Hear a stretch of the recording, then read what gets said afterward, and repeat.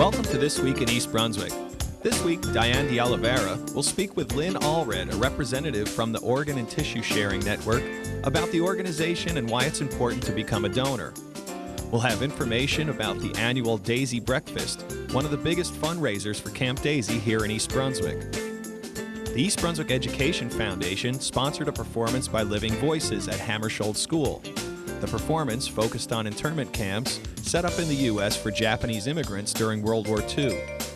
Amy Fisher will speak with Superintendent Dr. Joanne Magistro and Paul Schoen from the Education Foundation.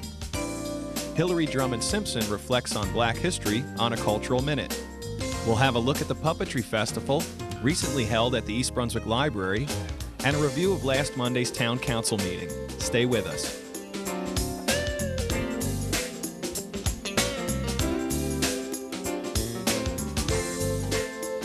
Organ transplants save thousands of lives every year, but many people don't receive the transplants they need because there simply aren't enough donors. Hi, I'm Diane de Oliveira, and this is Lynn Allred. She's a volunteer coordinator with the New Jersey Organ and Tissue Sharing Network in Springfield. Lynn, you're an organ recipient yourself. Yes, I am. I've had my first organ transplant was in 1988, and it was a kidney pancreas transplant. I did need to have a second kidney transplant in 2001.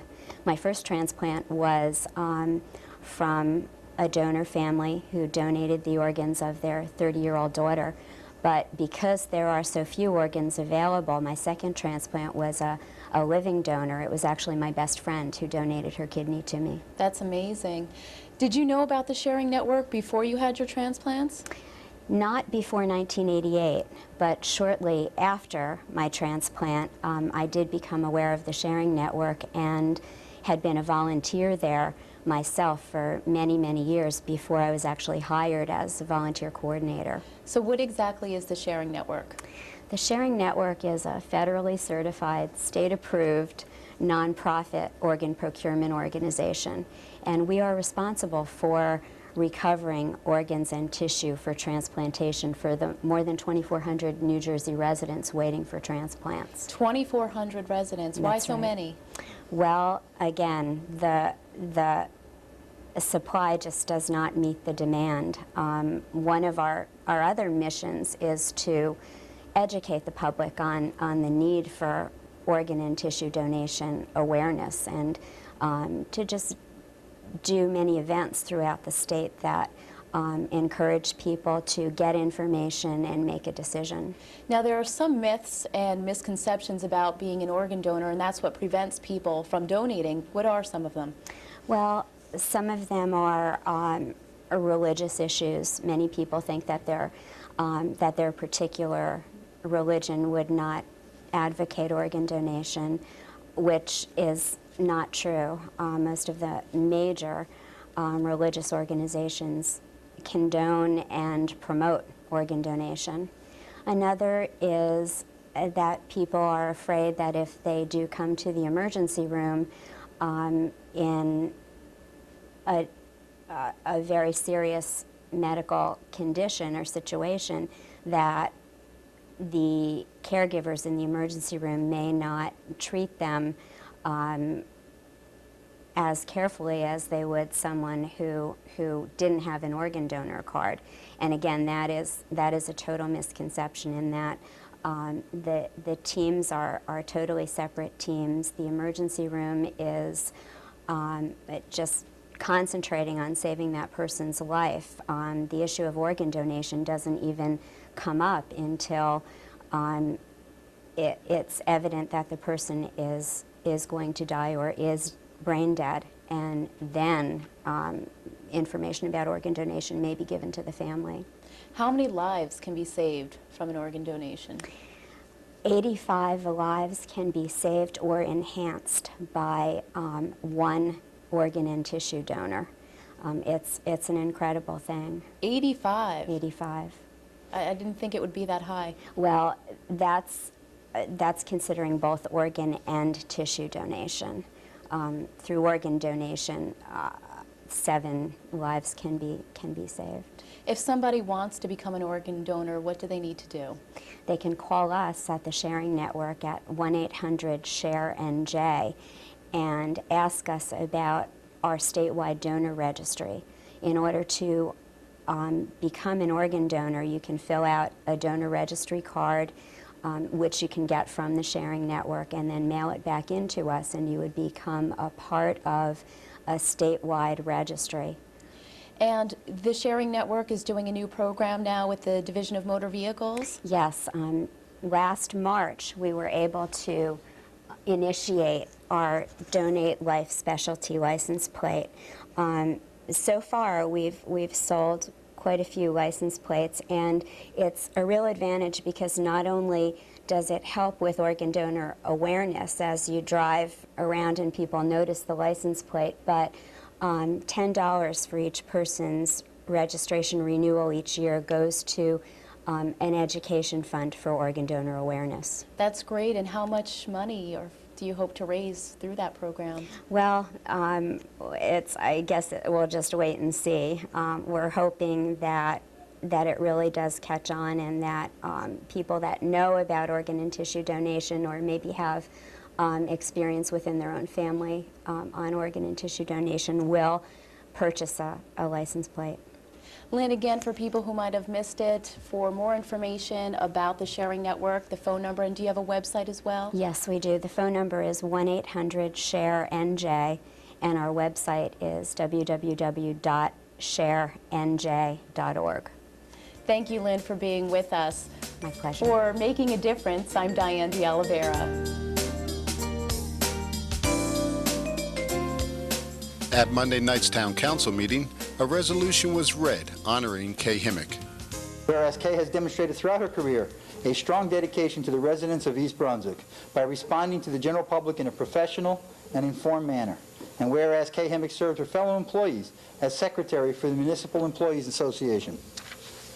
Now therefore be it resolved that the mayor and the council of the Township of East Brunswick and the County of Middlesex, on behalf of a grateful community, do hereby thank Kay Himmick for her dedication and service to the Township of East Brunswick and its residents, and extend to her our best wishes for a long and healthy retirement. Be it further resolved that the Township Clerk is hereby directed to include this resolution and spread its contents upon the minutes of the Township of East Brunswick, of the East Brunswick Council meeting for purposes of posterity on the 10th day of February, so that the public service of Kay Himmick may be forever recorded in the history of the Township of East Brunswick. Kay, congratulations. Thank you very much.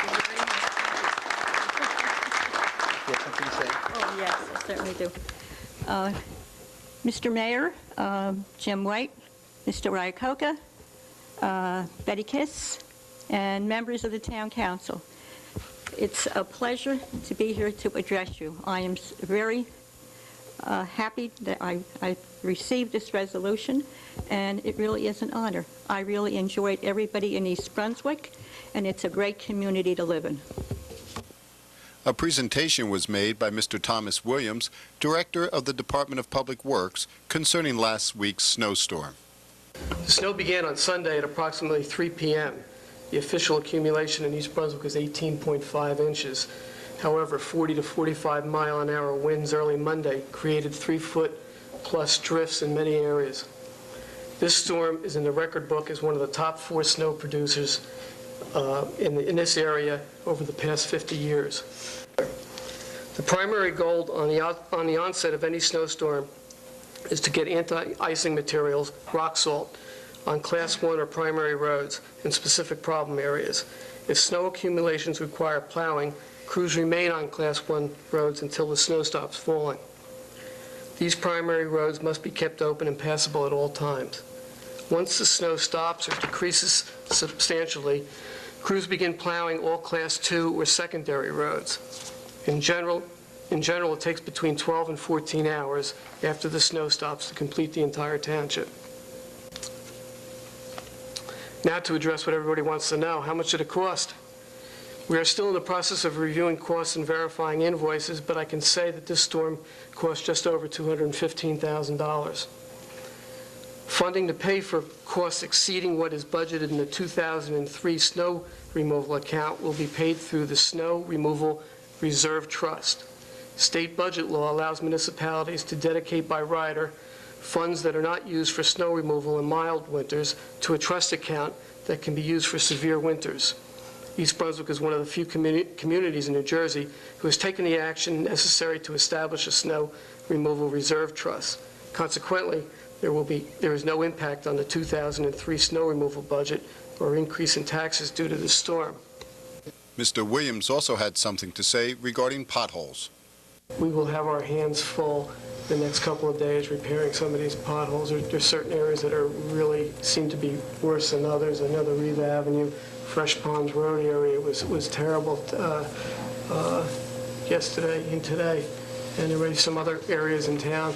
There is a hotline that we have on our website that residents can take advantage of. The past couple days. Excuse me? It's been busy the past couple days. And it's on our website, and you can go through it as potholes, and you can actually report a pothole. It goes down to Public Works, and we get those, and we dispatch personnel to repair those. And you'll forward those requests onto the county and the state as appropriate? Yes, if it's a county road or a state road, sure. Okay. Yeah. The next town council meeting will be held on March 3rd. As part of the 4th annual Phyllis Knorr Puppetry Festival, the Catskill Puppet Theater presented The Willow Girl last Sunday at the East Brunswick Public Library. The theater prides itself on its ability to teach children moral lessons in subtle and entertaining ways. The festival is named for the late Phyllis Knorr, a former East Brunswick resident who had been very active in the Friends of the Library, including a term as its president. The library felt that a puppetry festival would be an appropriate way to honor her memory, her love of children, and the library. If you hold the seed in your hand, you will hear what he is thinking about you. Yes, I know, but I must plant it quickly before I lose it again. Hold the seed in your hand. Find out his true feelings first. Oh, all right.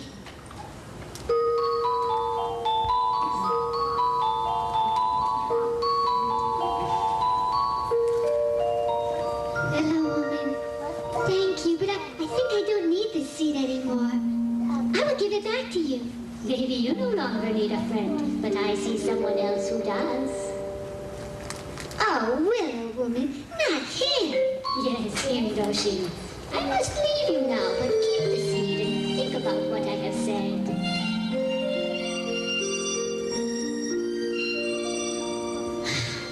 Oh, all right.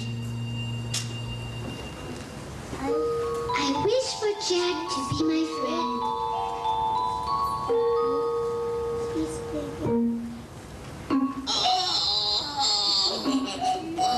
What's happening to me? Oh no! You see the French? Where is it? I lost it! Jack. Oh! You didn't lose it. I planted it in the ground for you. You planted it for me? Mm-hmm. Oh, Doshin, I'm sorry I scared you while you were trying to wash that face. That's okay. And flowers? I'm sorry I tried to pull you up. Here, I'll straighten you out. And birds, I'll fix your nest too, if you just give me another chance. No bees, I promise I'll never steal any of your honey again. Oh, I got Patrick in a lot of trouble too. Hey, I know. I'll go tell Ma it was me who left the blanket off the baby. Hey, Doshin, you want to meet Mama? That would be very nice. I'll get her right now and bring her over to your house. She didn't want to meet you. Okay, I'll go tell my mama to make some tea. Tea? Yeah, I hate tea. Well, here's Patrick. Patrick is one of our rod puppets, as you can see. Rod puppets were discovered about 2,000 or 3,000 years ago. And nobody's exactly sure of their true origin. Some people think maybe in Asia, but nobody's really sure. So what we've done is we've modeled our puppets after those particular types. The only thing that's different is we use modern materials and makes them a little lighter and easier to maneuver. For an example, his head is basically made out of fiberglass, and that's attached to the main rod, which is really a broomstick handle, as Eric is showing you now. Now, that is actually how we maneuver the head left or right and get him to look around and stuff. But his head is, again, made out of fiberglass and material you'd make a boat or a car or something like that out of. And we actually make a Cassian out of clay, and that's how we produce the head, as you can see it here today. Now, what's really special about these guys are their shoulders. Now, what we've done is we've taken a little piece of plywood and we cut it in an oval similar to this. We'll add a little hole in the center of it so we can slide it up through the main rod. Of course, we want our shoulders in the center of our bodies, and that's why we do that. Now, it's attached by using strings, both front and back, and it goes all the way up to the top of his head. And it's basically how we suspend those shoulder blades or keep them in place. His arms are made out of foam and leather, and they're attached with hot glue right to the top of the shoulder blades. And you can obviously see the hand rods coming out of his hands. This is how we actually maneuver the hands of the puppets. I tried to be good when I came to this school. I'm always polite, I obey every rule. I work very hard, but it's easy to tell that none of the other kids like me too well. One day, when the trees grow to the sky, then they all will like me in the land of by and by. The 20th Annual Daisy Breakfast will be held on Sunday, March 23rd from 8 a.m. to 1 p.m. at the Brunswick Hilton Hotel on Route 18 in East Brunswick. Meet your neighbors, make new friends, and enjoy the best breakfast buffet in town, featuring eggs, bacon, ham, home fries, pancakes, donuts, rolls, juice, coffee, tea, and milk. Tickets are $10 for adults and $2 for kids under 10, and parking is free at the Hilton. Sponsored by the East Brunswick Local 9 of the New Jersey Law Enforcement Officers Association, proceeds from the breakfast directly benefits persons with disabilities who participate in the Daisy Recreation Program. Designed to promote the concept of education through recreation for the challenged population, the Daisy Recreation Program is sponsored by the East Brunswick Division of Recreation and the Daisy Association. This popular community event is run by volunteers who work tirelessly throughout the year planning the breakfast and then all coming together the day of the event, preparing, serving, and cleaning up. The success of the event would not be possible without the generosity of the many donations received from the following donors: the East Brunswick Hilton Hotel, Plum Rose USA, LaFair 2 Bake Shop, Lamo Builders Incorporated, Austin Cossack Jr. Associates, and the New York and New Jersey Port Authority PBA. Breakfast tickets are available at the East Brunswick Recreation Office, the Municipal Clerk's Office, and at the door. Please call 732-390-6797 or 732-390-6850 for more information. Hi, I'm Amy Fisher for EBTV. I'm in Hammarskjold Middle School with Paul Schoen, who's the treasurer of the East Brunswick Education Foundation, and Dr. Joanne Magistro, who's our superintendent of schools. We're going to talk a little bit about the foundation first. Paul, this is a special year for the foundation. Could you tell us about it? Yes, this is our 10th anniversary, and we have been raising funds to help assure excellence in the East Brunswick Public Schools since 1993. We hope to this year reach $500,000 of grants made to the public schools. Paul, we have a special program happening at Hammarskjold today. This is a result of a special grant. How did this come about? The background of this was in September of 2001, we were planning for our fashion show in October when the tragic events of September 11th took place. After considering canceling the show because obviously the impact on morale, we decided that it would be more beneficial to go on with this event since it does raise significant funds for the children in East Brunswick, and to dedicate the proceeds of that event to some kind of a grant that would relate to tolerance or the events of 9/11. And this show is about the Japanese internment and is being shown to all 7th graders here today. That's correct, and this is one of several events, in light of the 9/11, and we have other grants underway that also will help teach the students in East Brunswick about tolerance. Joanne, over the years you've been involved with the foundation. What do you see as the overall impact has been on the schools and the community? The foundation has been wonderful. The past 10 years they have enriched our program, especially at these times when we have such economical concerns. They have enriched our curriculum. They have brought in these kinds of programs, plays. They have also done things within their school to enrich the learning environment. We have gardens that have been put together by the funds from the foundation.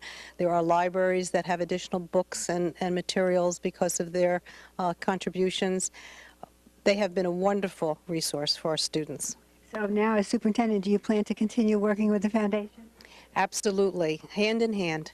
Great. Now, Paul, you have to get the money to do all these nice things, and you're the treasurer, and you're heavily involved in fundraising. What's the next big event coming up? Okay. We have our 10th anniversary dinner and journal. Our dinner is March 15th. It is not too late to help us in one of several ways. You can make a donation which will be acknowledged in the journal by sending your check to the East Brunswick Education Foundation at 760 Route 18. Or you're also welcome to attend our dinner, and you can call 254-EBEF for information, or send again your check for $100 to 760 Route 18. If you're interested in working with the foundation or joining us on future efforts, please call us again at 732-254-EBEF, and someone will get back to you promptly. Thanks for your help. My name is Kira, and I'm with a company called Living Voices. I'm an actor, and this theater company has a mission, and our mission is to raise awareness of injustice in our country's history. By raising awareness, we have the hopes that we can maybe prevent these things from ever happening again. The performance I'm going to do for you this afternoon takes place during the time of World War II. Did you guys know that there were prison camps here in our own country during this time? Yes. Yeah? Who were in those prison camps? That's right, it was the Japanese Americans, and the Japanese as well. Now, being an American citizen gives you certain rights, doesn't it? If you're born in this country, you're born into a lot of wonderful things, a lot of wonderful, what we now know as privileges, right? The Bill of Rights, the Constitution, like let's say the Fifth Amendment, for example. Thank you. The Fifth Amendment states that you shall not be deprived of life, liberty, or property without what? Without a trial, right? Without the due process of law. There has to be some sort of process that you go to or go through in order to be imprisoned. And out of 120,000 people, not one person was ever given a trial.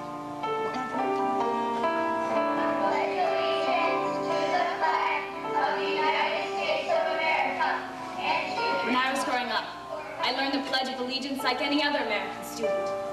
Now that I'm a teacher, I lead my students in the pledge every morning. But these words mean something very different to me than most Americans. And this is the reason why. My parents came to America in 1910. They were the Issei, the immigrants from Japan. I was born in Seattle, an Issei, the second generation of Japanese in America. My family and I lived in a neighborhood called Nihonmachi, or Japantown. Everyone from Japan and their kids who were born in America, like me, lived and worked there. Papa and Mama owned the biggest grocery store in Nihonmachi. When I was 15... Bombed U.S. Navy ships at Pearl Harbor in Hawaii. What? Tommy, are you sure? Huh? I can't believe Japan would be foolish enough to attack the United States. After that, going to school was never the same. All around me, I heard and saw what America thought of the Japanese. What are the charges to arrest my father? Where's your warrant to barge into our home in the first place? Tommy, shh. Don't talk to him like that, you might. Quiet, or else I'll arrest you too. We watched as the FBI man drove away with Papa. He looked back at us with eyes that asked, why? What had Papa done? Hi, I'm Hillary Simpson for East Brunswick Human Relations Council with a Cultural Minute. Black History Month acknowledges the significant contributions that African Americans have made to the development of the United States as a nation all throughout its history. Music, education, theater, medicine, art, sports, literature, and politics are just a few of the many areas in which the inspiration, talent, and dedication of specific individuals have forged pathways for future generations of Americans. Did you know that the first U.S. institution of higher learning to have a black faculty, Tuskegee University, was established by Booker T. Washington in 1881?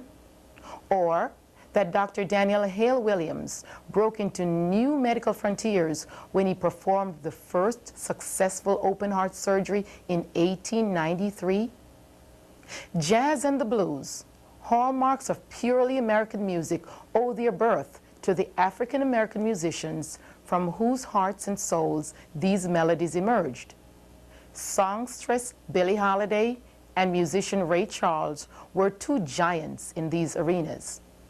Likewise, American musicals were greatly impacted by the voice of Paul Robeson, and theaters have been brought to life by the dignity and skill of actor Sidney Poitier.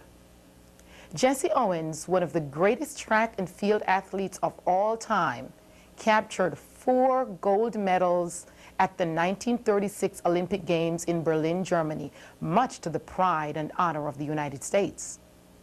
Countless lives around the world have been saved by the creation of the modern blood bank. African-American surgeon Dr. Charles Richard Drew's pioneering work in blood storage and transfusion techniques allowed this to be a possibility. As scholar and diplomat, Ralph J. Bunche received a Nobel Prize for his role as the architect of United Nations peacekeeping efforts and for having negotiated the 4 armistice agreements that halted the Arab-Israeli War of 1948. Were you aware of the fact that tennis champion Althea Gibson was named Woman Athlete of the Year in 1957 after reigning victorious at the women's singles and doubles tennis championships at Wimbledon? Today, more than 40 years later, Venus and Serena Williams, African-American sisters, are reigning tennis champions. Pulitzer Prizes by poet and novelist Gwendolyn Brooks and gifted author Toni Morrison have also been feathers in the cap of literary achievements to which the United States may lay claim through their exploration of issues such as art, identity, race, and gender. Working within the legal system, Supreme Court Justice Thurgood Marshall served as a tireless advocate for the rights of minorities and the poor.